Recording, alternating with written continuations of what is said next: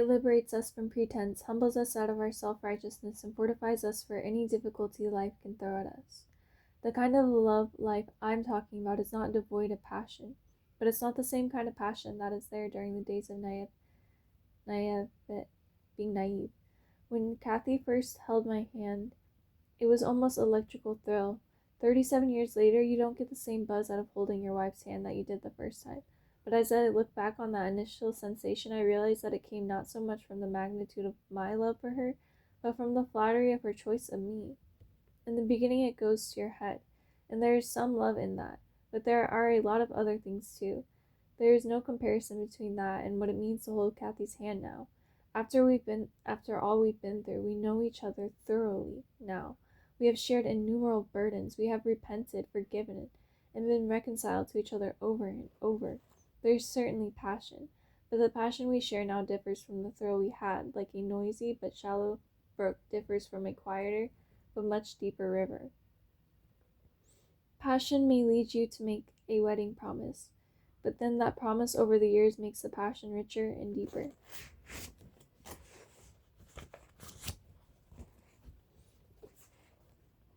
We are now in a position to answer the question of how romantic love can be reconciled with marriages as unconditional commitment.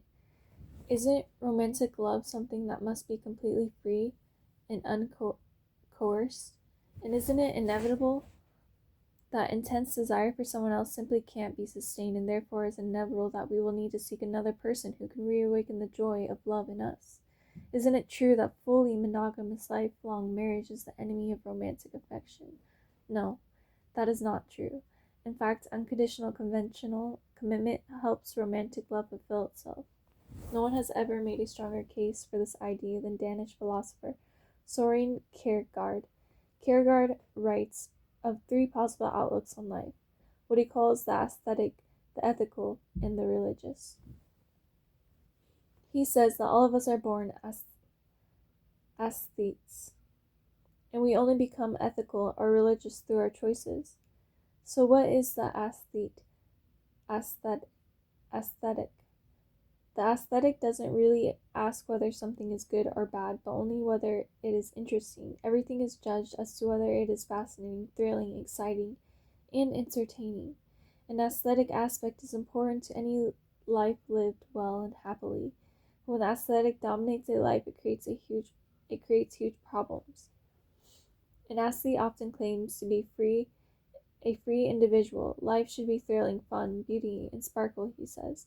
And that means often casting off the shackles of society's expectations and community ties.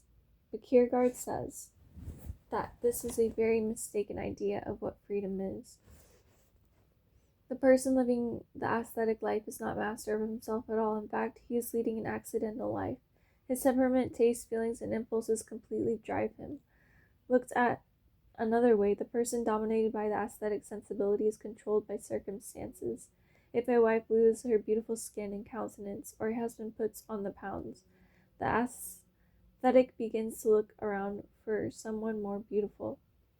If a spouse develops a debilitating illness, the aesthetic begins to feel that life is pointless. But says Kierkegaard, such a person is being completely controlled by external circumstances. Okay, I'm going to stop there because it's already at 3 minutes. And then keep going.